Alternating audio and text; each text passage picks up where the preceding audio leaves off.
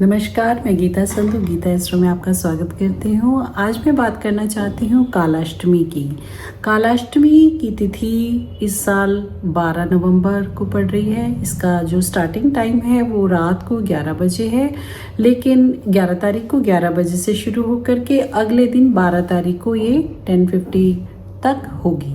और कालाष्टमी को क्या इम्पोर्टेंस दी जाती है इसके बारे में जानते हैं। काल का अर्थ होता है बुरा समय, या काल हम भगवान शिव को भी जानते हैं। Time which is when it is associated with अष्टमी तिथि।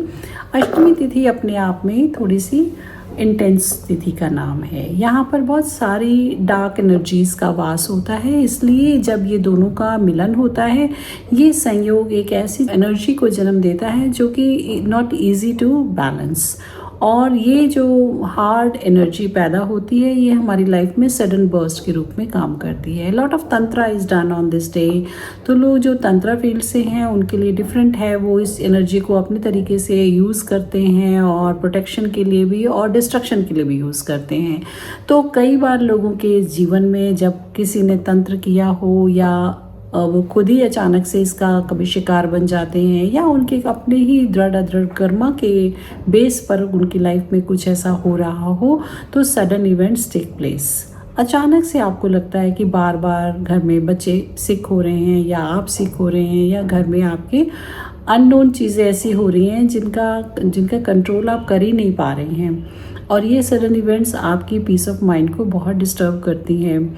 एक्सीडेंट्स का बार बार होना, या कोई सडनली ऐसा रोग आकर के पकड़ लेना जिसके बारे में कभी आपके पीछे किसी ने सुना नहीं, और सडनली आपकी लाइफ में बहुत बड़ा ट्रॉमा बन जाता है। वो उन चीज़ों को ऐसी बार बार की हैपनिंग को रोकने के लिए आपको सोचना पड़ता है कि ऐसा क्यों हो रहा है। तो कई बार अष्टमी, कृष्ण पक्ष की अष्टमी के दिन जो उपाय किए जाते हैं ऐसी इवेंट्स को रोकने के लिए, ये एक सेल्फ सस्टेन तंत्र का विधान हो सकता है, या आप अपनी एक अनसॉर्टेड इवेंट्स, जो आप अननोन इवेंट्स को अपने तरीके से पैसिफाई करने की कोशिश करते हैं, तो ये एक ऐसा समय होगा। काल भैरव को हम प्रोटेक्शन के लिए देखते हैं। जितने भी हमारे देवी देवता हैं सभी के प्रोटेक्शन के लिए भैरव होते हैं। जितनी देवियां हैं हमारी, सभी के साथ एक भैरव चलते हैं। रुद्रावतार में जो 11 रुद्र हैं वो भी भैरव की तरीके से ही देखे जाते हैं, क्योंकि वो भी प्रोटेक्शन का काम करते हैं।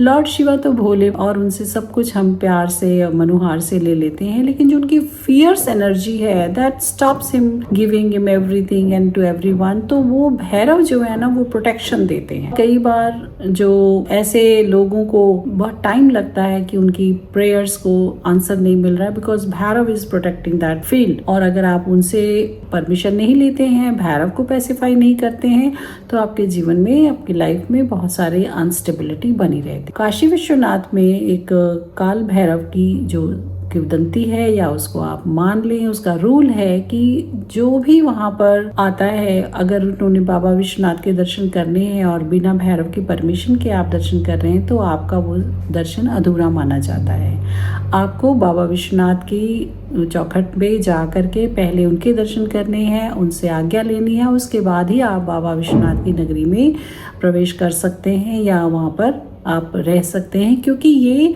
एक जागृत नगरी है। और कहते हैं कि विश्वनाथ, काशी का जो क्षेत्र है वो भगवान शिव के त्रिशूल के ऊपर टिका हुआ है, और इवन प्रलय आने पर भी काशी अपना प्रभाव कभी खत्म नहीं होने देगी। काशी एवरलास्टिंग सिटी रहेगी और हमेशा से रही है। तो उसका नाम आनंद वन था, और ये माँ भगवती और भगवान शिव की विहार नगरी है। वो उसको हमेशा वहाँ पर जागृत अवस्था में रहते हैं, इसलिए वहाँ के भैरव भी हमेशा जागृत अवस्था में अपने शिव और शिवा की प्रेजेंस में उनके प्रोटेक्शन के लिए तैनात रहते हैं। इस कालाष्टमी पर आप ऐसा क्या करें कि आपके लाइफ में आने वाले जो अनवांटेड एपिसोड हैं वो बंद हो। बच्चे बहुत सारा इनसिक्योरिटीज फेस करते हैं, डरते हैं, या उनके स्कूल में, कॉलेज में वो अच्छा करना चाहते हुए भी अच्छा नहीं कर पाते हैं, उनकी संगत बुरी हो गई है, बार बार एक्सीडेंट्स हो जाते हैं, या वो रात में सो नहीं पाते हैं।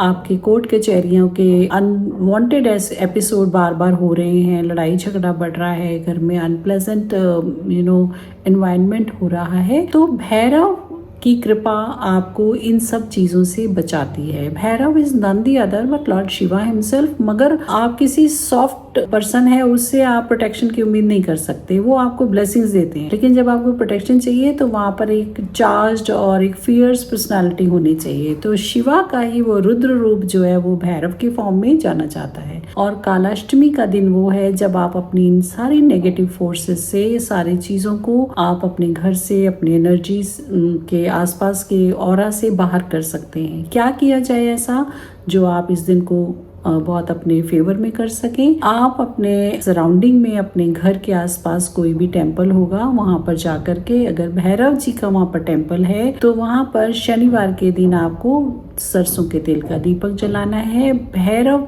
स्तुति करनी है, भैरव का जो स्रोत है उसका पाठ करना है। भगवान भैरव को मीठे का प्रसाद चढ़ता है, तो मीठे में या तो काले गुलाब जामुन, अगर आप इंस्टेंट लेके जाना चाहते हैं, आप खुद नहीं कुछ बना सकते, अदरवाइज उनके लिए मीठी रोटी का विधान है। तो उसके अंदर गुड़ और शक्कर, सौंफ वगैरह डाल करके जो मोटी सी रोटी बनाई जाती है खूब घी लगा करके, आप वो उसका चूरमा या रोटी एज इट इज आप भगवान भैरव के चरणों में रख सकते हैं। इसका बहुत पुण्य, बहुत फल मिलता है। इवन भैरव के जो बराबर आपकी लाइफ में दशा ऐसी चल रही है, राहु की दशा चल रही है और आपकी लाइफ में बार बार ऐसी इवेंट्स हो रही हैं, आप परेशान हैं, तो आप नियमित रूप से हर शनिवार को या बुधवार को आप भैरव बाबा के नाम का जाप करते हुए कि वो आपको प्रोटेक्शन दें, आप काले कुत्ते को मीठी रोटी खिलाने की कोशिश करें। वैसे कुत्ते जल्दी इस रोटी को ग्रहण नहीं करते हैं, ये भी एक बात है, लेकिन आप प्रयास जरूर करें कि आप अपने एरिया में जो भी ब्लैक कलर के डॉग हैं आप उनको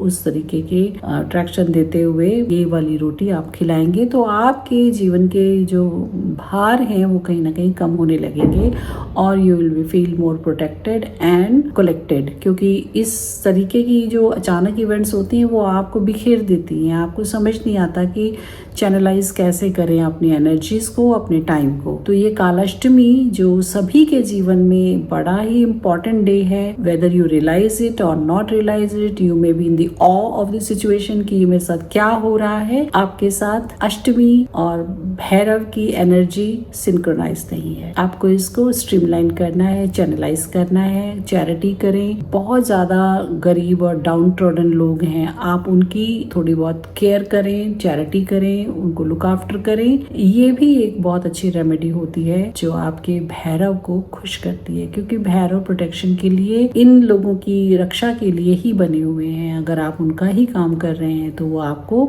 हमेशा ब्लेसिंग्स देंगे। सो इस कालाष्टमी के दिन, और अगर आपके घर में नजर दोष बार बार होता है तो काले रंग का धागा भैरव के मंदिर में जाएं, भैरव के चरणों में रखें, प्रार्थना करें, दीपक जलाएं और उस दीपक के ऊपर से 7 बार उस धागे को घुमा करके उसमें आप 7 गांठें लगाएं और उस काले धागे को पैर में बांध दें। बच्चों को जिनको नजर लगती है उनके पैर में बांध दें, या लड़कियों को या आपको, जिनको भी। तो ये धागा आपको प्रोटेक्शन देता है। तो भैरव का जो ये धागा है ये बच्चों के गले में भी बांधा जा सकता है, छोटे छोटे बच्चे जो हैं उनके गले में भी डाल सकते हैं आप। ये आपको बुरी नज़र से बचाता है, काल सर्प दोष से भी बचाता है, आपको जो पॉइजनस इंसेक्ट्स हैं उनसे भी बचाता है। ये भैरव की एनर्जी बड़े वेरियस फॉर्म में आपको इन्फ्लुएंस करती है। आप किसी भी तरीके की अनटूवर्ड और फियर्स परिस्थितियों से आप निकल के बाहर आ जाते हैं। भैरव महाराज की बहुत कृपा होती है। देवी के भी फॉर्म में अगर आपको किसी की ब्लेसिंग चाहिए तो जब भैरव प्रसन्न हो जाते हैं तो आपको देव और देवी दोनों ही अपनी शरण में लेने की प्रसन्नता जाहिर करते हैं। तो अगर आप इस तरीके की चीज़ों को वैल्यू करते हैं, you will find that this is a magical practice.